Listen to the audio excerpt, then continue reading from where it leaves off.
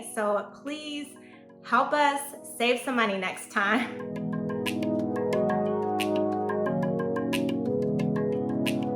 Hi guys, welcome back to my channel. If you are new to my channel and you're interested in natural hair care videos, you are in the right place. So please hit that subscribe button so you don't miss out on any videos that I release. Today we are going to talk about protective styles, particularly braids for beginners. About a few months ago in January, I got knotless box braids for the very first time, and let me tell you, it was a struggle. I had no idea how to find a stylist, what to do before I went to the stylist, what I should do after. So I have brought on Usone, who typically gets protective styles pretty frequently. So she is going to answer some of the questions I had then and still have now, so that we are helping out not only myself, but others who have never gotten a protective style or who are still new to protective styles today. So Usone, can you please intro your channel and what you're about? Hi Ashley, thank you so much for having me on your channel. It is truly an honor. My name is Usone Kaku, that is U-S-O-N-E for Usone, and I run the channel Usone Precious on YouTube, and I make videos on natural hair, beauty, and lifestyle, but I do mostly talk about natural hair and sometimes makeup. And I make videos every Monday and Thursday. I try to release content at least twice a week. So, if you're, feeling down to get jiggy with me, go ahead and check my other videos out and, subscribe. But yes, I just want to say thank you for having me on your channel again, and I'm really excited to get into this video with you. Thanks so much for giving us that intro. Again, please go check her out after you watch this video. I will be on her channel tomorrow answering her questions about my hair type, so it'll be really interesting and fun to get those answers and see what she actually asks. But right now, let's go into the braiding and protective styles.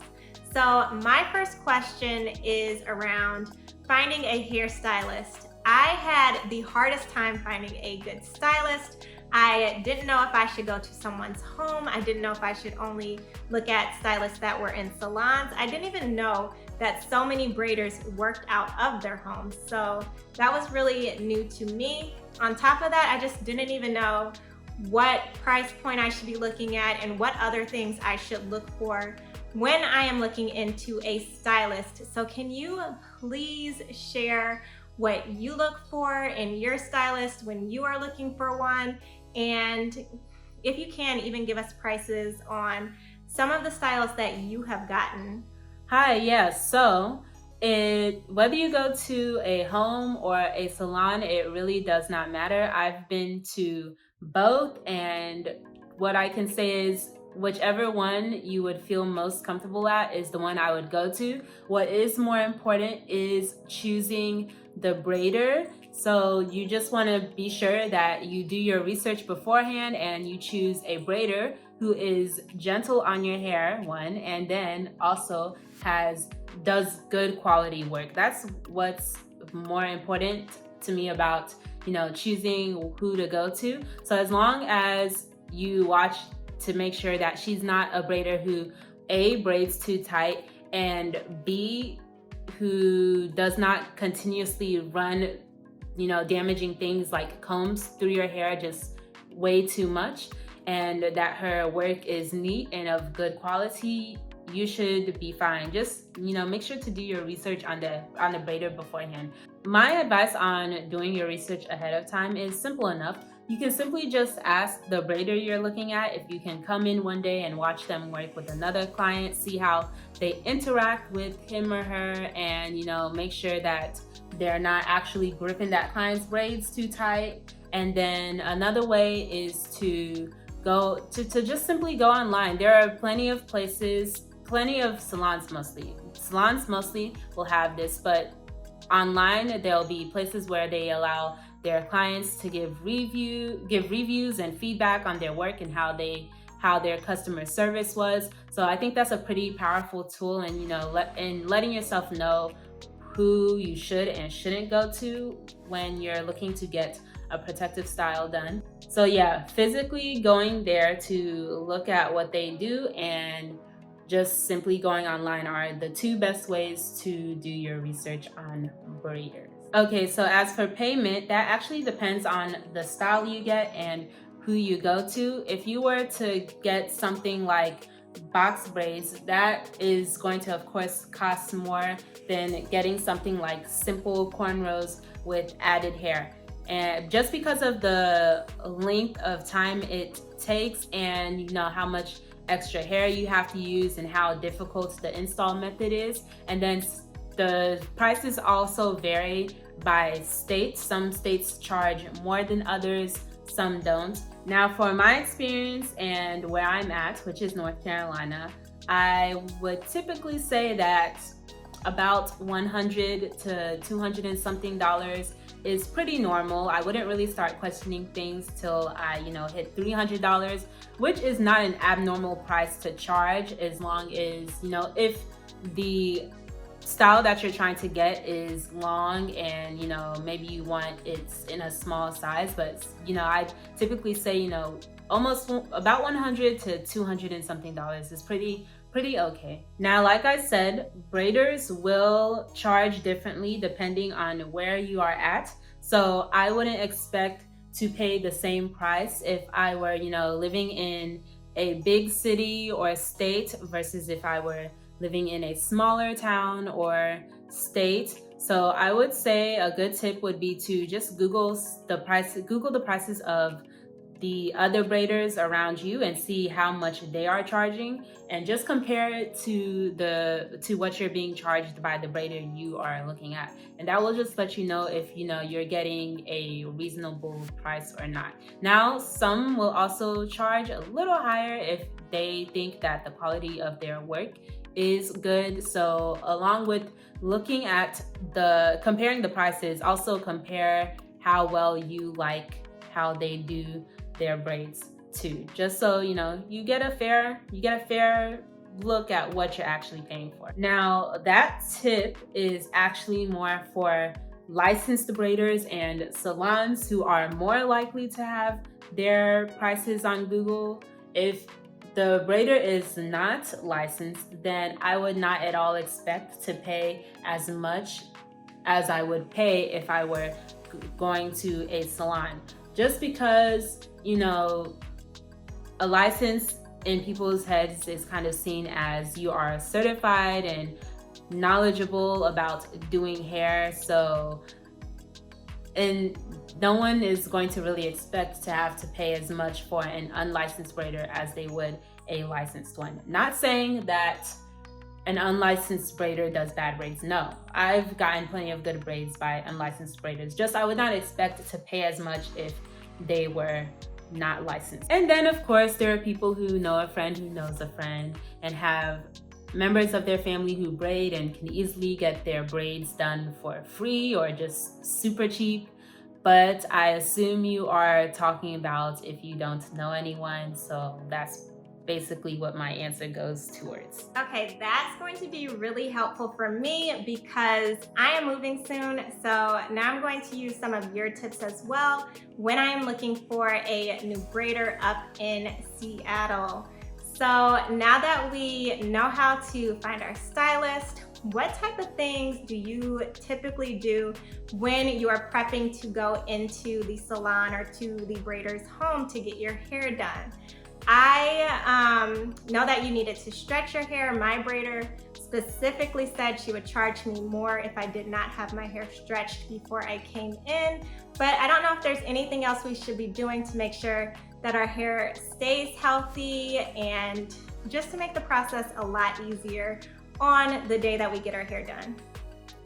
Yes, you do want to make sure that your hair is stretched, not just because your braider will charge you more, but because it is safer on your hair to come with it pre-stretched, and it's easier on your braider, and you're going to prevent your hair from coming out too soon in your braids. Now, the other thing you want to make sure is that your hair is well moisturized and has a proper protein and moisture balance. So for me, that means that on wash days, I have to deep condition my hair and make sure that I do my LCO, liquid cream oil method, before going to see my stylist. Now, the reason why you would want your hair to be in a protein, moisture balanced state is because when your hair is in those styles for a long time, regardless of if you wash and deep condition your hair in braids, your braids are not getting as much love as they would, your hair is not getting as much thorough love as it would be if it was out of braids. So, and then the way the braids are, how the fact that they weigh so much and just pull your hair with their weights, and the fiber and the chemicals that they contain, those end up, wearing out your hair for a while. So you want to make sure that your hair is in a proper, healthy state where it can take should I say beating? Let's go with beating. Where they can take the beating that's being done on them by your braids and, still come out healthy in the end when you take them down.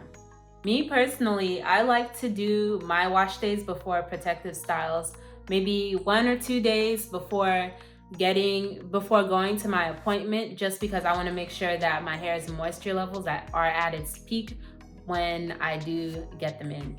Okay, so very good tips there. Now that we have our hair done, do you have any advice on what items we should be purchasing in order to keep our hair safe, healthy, and fresh throughout the time that we have this protective style in? When I got my hair done, I went through so many products and wasted so much money. So please help us save some money next time. On a list of things that I would say that you'd absolutely need for braids, I'd say that number 1 would definitely have to be a scalp oil. That is because when your hair is in a protective style like braids, your scalp is more exposed to those environmental factors that are going to easily dry it out. And then also with that, the hair that is used to braid comes processed and packaged with chemicals that will make your scalp dry and for sure itch. So yes, please do use an oil for the sake of your sanity, because it is not fun to have itchy braids, I can tell you that for sure. And the kind I use is this from Yes Her Studio. The brand is the same person who did my braids also makes a scalp serum, and this is her stimulating scalp serum, and I really like using this on my scalp to prevent any dryness and itchiness. Now, the next thing that I would say you definitely need, which some might disagree on because I've met people who only use scalp oils on their hair while it's in braids, but I would say that you would need a braid spray or some kind of spray and leave-in for your hair that's in your braids.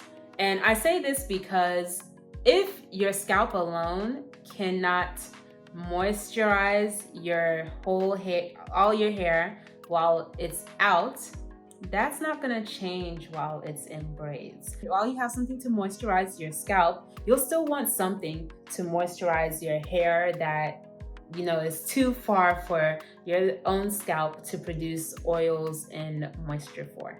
Now, to be honest, I am going back and forth between sprays, and I have yet to find one that I am absolutely enjoying.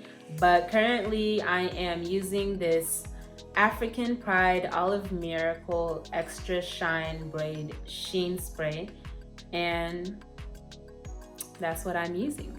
So any braid spray or leave-in conditioner that you can spray on your hair and keep white residue off is perfect for just moisturizing your hair that's inside your braids. The next thing that I'd say you need for your braids, more specifically your scalp when you're wearing braids, is something that's going to get rid of or lessen buildup. And I say that because while your hair is in braids and you're putting oil and spraying stuff on it, those products are going to accumulate along with other things from that your scalp just collects from the environment. So you want something like a shampoo if you're the type who likes to wash their hair in braids, or some kind of non-washable cleanser that you are able to use on your scalp. Now, I would say if you are shampooing, I would recommend using a conditioner in your braids, because your shampoo is going to wash off and wash down your braids. And honestly, truly, you are supposed to use conditioner and wash like regular when in braids. But me, I stopped doing that because I just didn't feel like going through the hassle of doing that anymore. But what's important is that you want something that's going to take off buildup in your scalp. So I like to use, again, another Yes Her product, and that's Yes, Y-E-S for yes, and then H-E-R for her, Yes Her.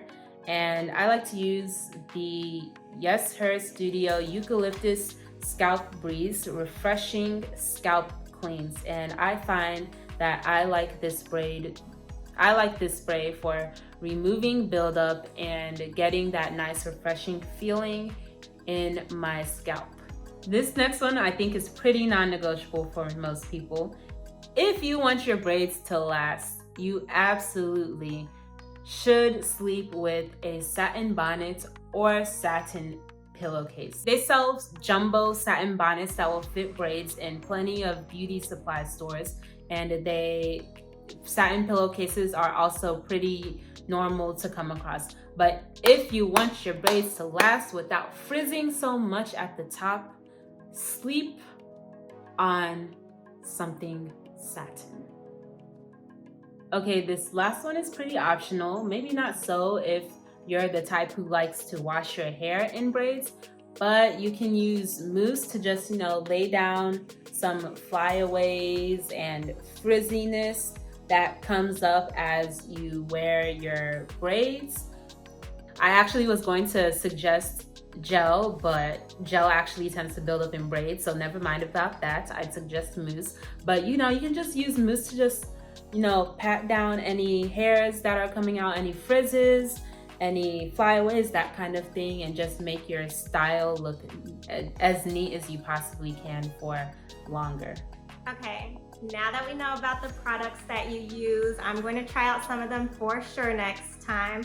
I would love to know about how you incorporate these and then other things that you do during your regular routine to make sure that your hair stays healthy and safe, and to make sure that you are not breaking your hair as you have these protective styles in.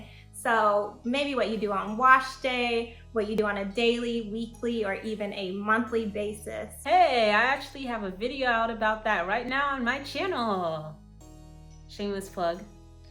But yes, at night I would use this braid sheen spray and just spray it all over my hair, just to give my hair some daily moisturization.